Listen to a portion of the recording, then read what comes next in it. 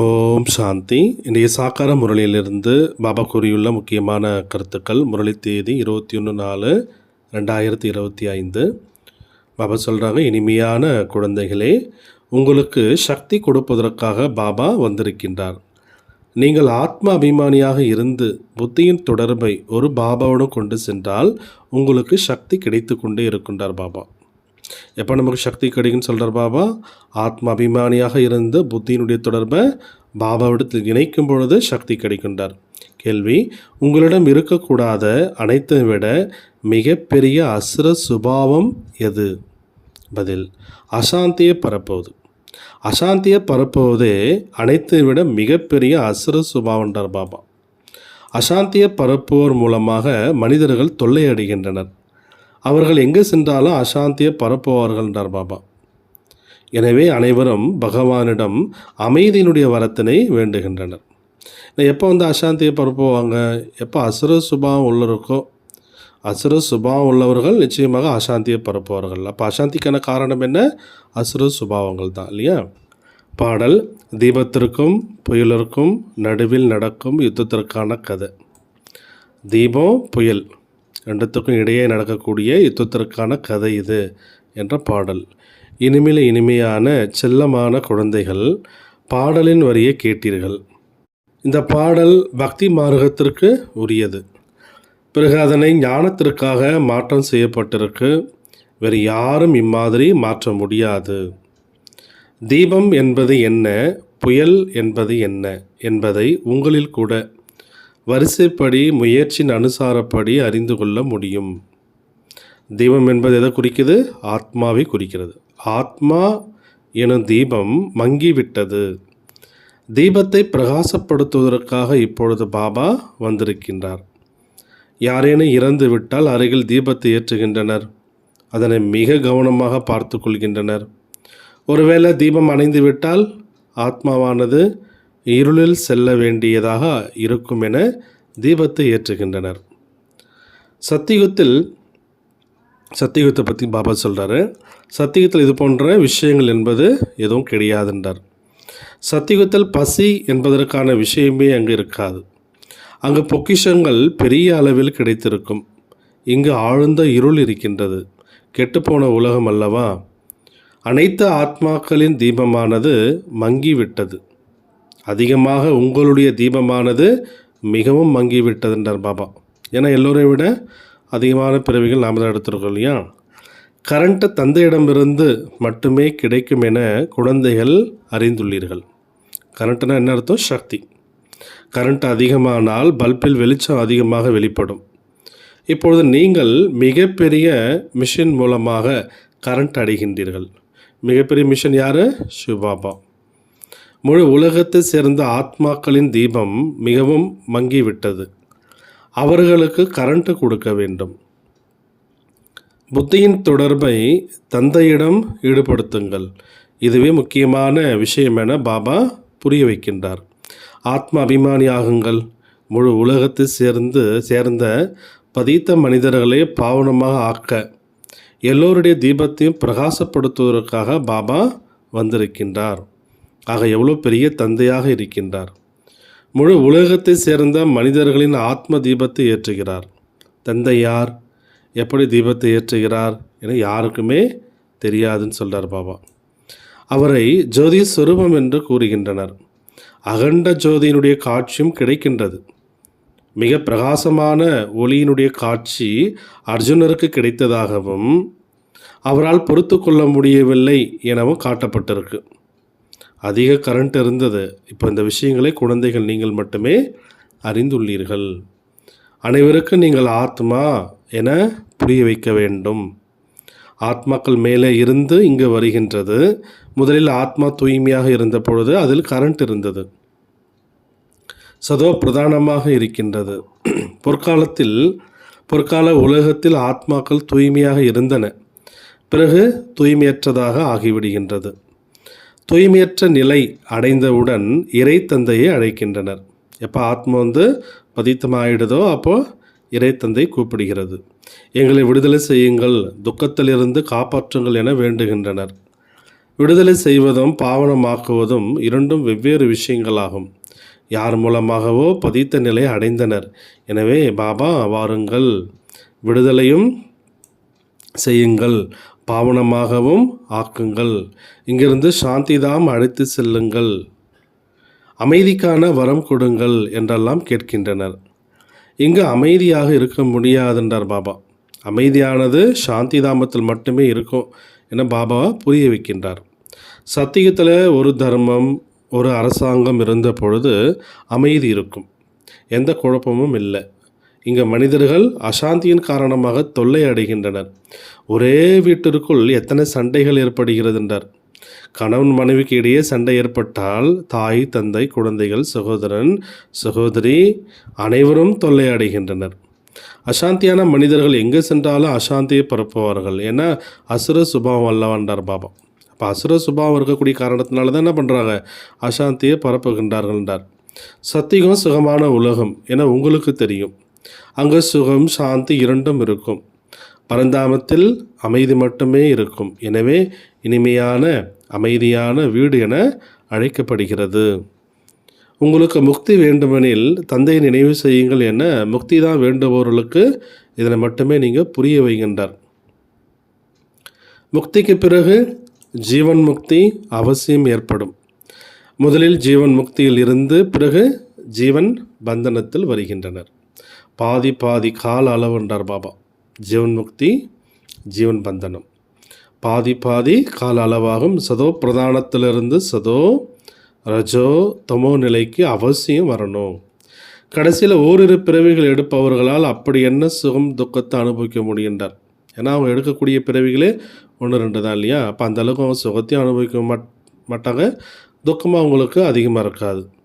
நீங்கள் தான் முழுமையாக அனுபவம் செய்கின்றீர்கள். பாபா மனிதர்களிருந்து தேவதையாக ஆக்குகின்றார். பிறகு இதிலும் வரிசைப்படி ஆகின்றனர். ராஜ்யம் உருவாகின்றதல்லவா, நிறைய பேர் தோல்வி அடைகின்றனர். குழந்தைகளின் நிலையை பொறுத்து தந்தையினுடைய அன்பு கிடைக்கின்றது. சில குழந்தைகளுக்கு வெளிப்படையாக அன்பு செலுத்த வேண்டியிருக்கு. பாபா, நாங்கள் தோல்வி அடைந்து பதீத்தமாக ஆகிவிட்டோம் என சிலர் எழுதுகின்றனர். அவர்களை யார் கை தூக்கிவிட முடியும்? அவர்கள் தந்தையினுடைய உள்ளத்தில் அமர முடியாது. தூய்மையானவர்களுக்கே பாபா ஆஸ்தி கொடுக்க முடியும். ஆரம்பத்தில் ஒவ்வொருவரிடமும் முழு விபரத்தை கேட்டு கணக்குகள் வாங்கப்பட்டது. எப்படி மனநிலையோ அதற்கேற்ற அன்பு கிடைத்தது. மேலோட்டமாக அன்பு செலுத்தப்பட்டது. ஆனால் முற்றிலும் புத்தியற்றவராக சேவை செய்யாதவராக இருக்கின்றனர் என உள்ளுக்குள் தெரிகின்றார் பாபா. சிந்தனை வரத்தான் செய்யும் அல்லவா. அஞ்ஞான உலகில் கூட மகன் நன்றாக சம்பாதித்தால் தந்தை மிகவும் அன்பாக சந்திப்பார். அந்தளவு சம்பாதிக்கவில்லை எனில் தந்தையினுடைய அன்பு அந்தளவு ஏற்படாது. இங்கும் அப்படித்தான் இருக்கின்றார். குழந்தைகள் வெளியே சென்று சேவை செய்கின்றார்கள் அல்லவா. எந்த தர்மத்தை சேர்ந்தவராக இருந்தாலும் அவர்களுக்கு புரிய வைக்க வேண்டும். தந்தையை விடுவிப்பவர் என கூறப்படுகின்றதல்லவா. விடுவிப்பவர் மற்றும் வழிகாட்டி யார்? அவருடைய அறிமுகத்தை நீங்கள் கொடுக்கணும். இந்த நேரம் அனைவரும் பதீத்தமாக இருப்பதனால் தந்தை அறிவுரை தருகின்றார். குழந்தைகளே, நீங்கள் என்னை நினைவு செய்தால் பாவனமாக நீங்கள் ஆவீர்கள். இப்பொழுது மரணம் எதிரிலேயே இருக்கின்றது. பழைய உலகத்தின் இது கடைசி நேரமாகும். மாயாவினுடைய ஆடம்பரம் எவ்வளோ இருக்குது. எனவே மனிதர்கள் இதனை சொர்க்கம் என நினைக்கின்றனர். விமானம், மின்சாரம் போன்றவைகள் எவ்வளோ இருக்கின்றது. இவை அனைத்தும் மாயாவினுடைய ஆடம்பரங்கள். இவை முடிந்துவிடும். பிறகு சொர்க்கத்தின் ஸ்தாபனை ஏற்படும். இந்த மின்சாரம் போன்றவைகள் அனைத்தும் சொர்க்கத்தில் வரும்.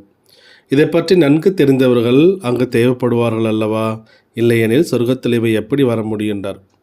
உங்களிடத்தில் மிகவும் நல்ல கலைநுட்பம் தெரிந்தவர்கள் வருவார்கள். உங்களுடைய பிரஜைகளாக வருவார்கள். அவர்கள் ராஜ்யத்தில் வரமாட்டார்கள். இன்ஜினியரிங் படித்த நல்ல திறமையானவர்கள் உங்களிடம் வருவார்கள். இந்த நவீன கலைகள் வெளிநாட்டிலிருந்து இங்கு வருகின்றது. ஆக நீங்கள் அவர்களுக்கும் சிவபாபாவினுடைய அறிமுகத்தை கொடுக்க வேண்டும். பாபாவை நினைவு செய்யுங்கள். நீங்களும் யோகத்தில் இருப்பதற்கு மிகவும் முயற்சி செய்ய வேண்டும்.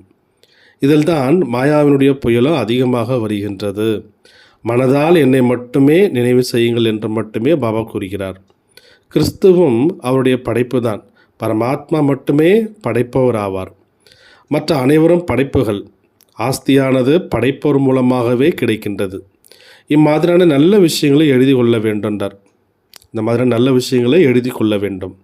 அனைவரையும் துக்கத்திலிருந்து விடுவிப்பதே பாபாவினுடைய முக்கியமான கடமையாகும். அவர்தான் சுகதாமம் மற்றும் சாந்திதாமத்தினுடைய கதவுகளை திறக்கின்றார். விடுவிப்பவரே, துக்கத்திலிருந்து விடுவித்து எங்களை சாந்திதாமம் சுகதாமத்திற்கு அழைத்து செல்லுங்கள் என அவரை அழைக்கின்றனர். இங்கு சுகதாமம் இருந்த பொழுது மற்ற ஆத்மாக்கள் சாந்திதாமத்தில் இருப்பார்கள். தந்தையே சொர்க்கத்தினுடைய கதவுகளை திறக்கின்றார். ஒன்று புதிய உலகிற்கான கதவு, இரண்டாவது சாந்திதாமத்தினுடைய கதவு. இவ்விரண்டையும் திறக்கின்றார். எந்த ஆத்மாக்கள் தூய்மையற்றதாக ஆகிவிட்டனவோ அவர்களுக்கு பாபா ஸ்ரீமத் தருகின்றார்.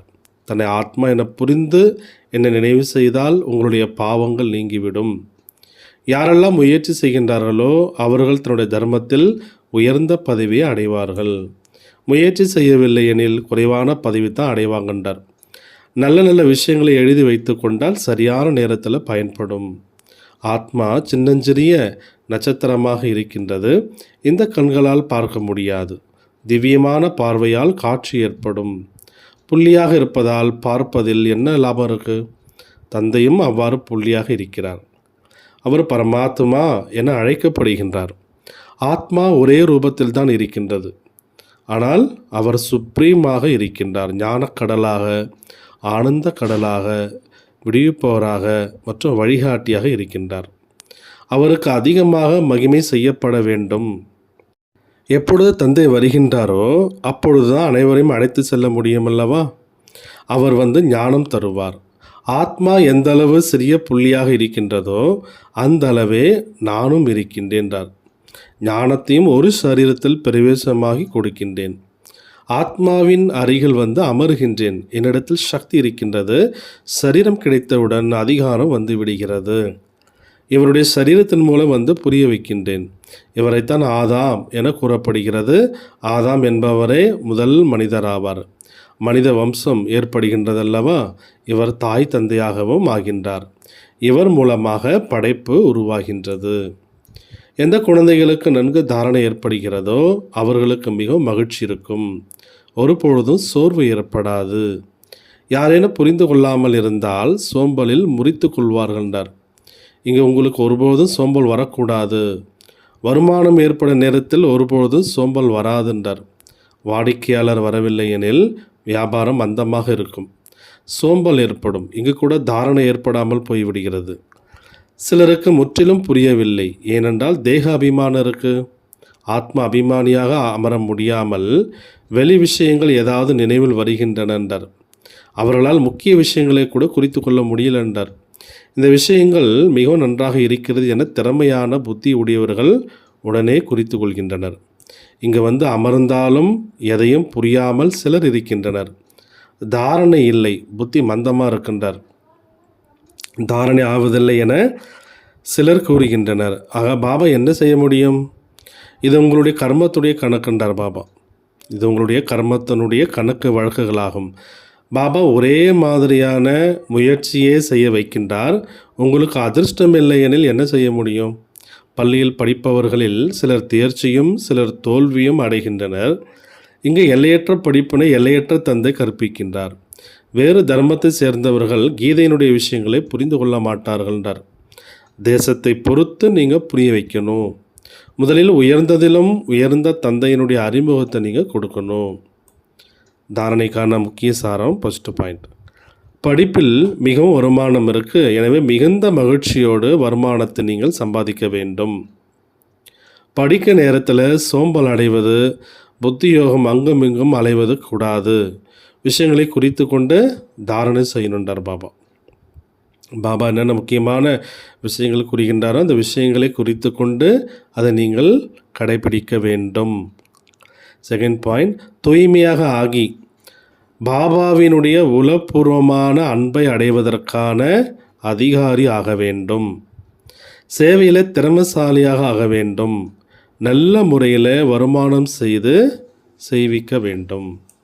வரதானம், மறுபிறவி நினைவிலிருந்து அனைத்து கர்ம பந்தனங்களையும் அழிக்கக்கூடிய கர்மயோகி ஆகுக. மறுபிறவியின் நினைவிலிருந்து அனைத்து கர்ம பந்தனங்களையும் அழிக்கக்கூடிய கர்மயோகி ஆகுக. இப்போ நம்ம சூத்திர குலத்திலிருந்து பிராமண பிரிவு எடுத்துட்டோம் இல்லையா, இது போன்று. அப்போ எப்போ நாம் மறுபிரிவு எடுத்துட்டோமோ அப்போ அதுக்கு முன்னாடி இருந்த பிரிவினுடைய நினைவுலாம் நம்ம இருக்காது இல்லையா. அந்த மாதிரி பாபா என்ன சொல்கிறாருன்னா, மறுபிறவி நினைவிலிருந்து எல்லா கர்ம பந்தனங்களையும் அழிக்கக்கூடிய கர்மயோகி ஆகுக. இந்த தெய்வீகமான பிறவி கர்ம பந்தன பிறவி அல்லன்றார் பாபா. ஏன்னா இதுக்கு முன்னாடி நமக்கு துவாபரயுகத்தில் என்ன இருந்தது, கர்ம பந்தனம் தான் ஏற்பட்டது இல்லையா. எப்போ நம்ம சங்கமுகத்தில் தெய்வீக பிறவி எடுத்துட்டோமோ அப்போ அந்த தெய்வீகமான பிறவி கர்ம பந்தன பிறவி இல்லை, இது கர்ம யோகி பிறவி ஆகும். இந்த அலௌகிகமான தெய்வீக பிறவியில் பிராமண ஆத்மாக்கள் சுதந்திரமாக இருக்கின்றார், எதையும் சார்ந்து இல்லை. இந்த தேகம் கூட கடனாக கிடைத்துள்ளது. ஏன்னா தேகம் கூட நம்முடையது இல்லை இல்லையா. அந்தளவுக்கு நம்ம இந்த தேகத்திலிருந்து விடுபட்டுறோம். முழு உலகத்திற்கும் சேவை செய்வதற்காக பாபாவினுடைய சக்தியை நிரப்பி நடத்தி கொண்டிருக்கின்றீர்கள். இதன் பொறுப்பாளர் யார்? பாபா தான், நீங்கள் இல்லை. பாபா என்ன கட்டளை இடுகின்றாரோ அதன்படி கர்மங்களை செய்யுங்க. நீங்கள் சுதந்திரமானவர்கள், நடத்தக்கூடியவர் நடத்தி கொண்டிருக்கின்றார். இந்த விசேஷமான தாரணை மூலம் கர்ம பந்தனங்களை அடித்து கர்ம யோகியாக ஆகுகின்றார் பாபா. ஸ்லோகன்: சமயத்தினை அருகில் கொண்டு வருவதற்கான அடித்தளம் எல்லையற்ற வைராக்கிய உள் உணர்வு. அவ்யக்த சமிஞ்ஞை: இணைந்த ரூபத்தின் நினைவினால் சதா வெற்றியாளராக ஆகுங்கள். எவ்வளோ முடியுமோ அந்த அளவிற்கு நினைவு செய்யுங்கன்றார் பாபா. நான் தனியாக இல்லை, பாபாவுடன் இருக்கின்றேன் என்ற அனுபவத்தை செய்யுங்க. எந்த விதமான பிரச்சனைகள் முன்னால் வந்தாலும் நான் பாபாவுடன் இணைந்து இருக்கின்றேன் என்று அனுபவத்தை செய்யுங்க, பயப்படாதீங்கன்றார் பாபா. இணைந்திருக்கும் நினைவினால் கடினமான காரியமும் எளிதாக முடிந்துவிடும். தன்னுடைய அனைத்து சுமைகளையும் பாபாவிடம் கொடுத்துவிட்டு சுயம் லேசாக இருக்கும் பொழுது எப்பொழுதும் தன்னை மகிழ்ச்சியாக நீங்கள் எப்பொழுதும் தன்னை மகிழ்ச்சியாக அனுபவம் செய்யுங்கள்.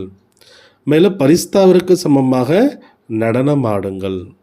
ஓம் சாந்தி.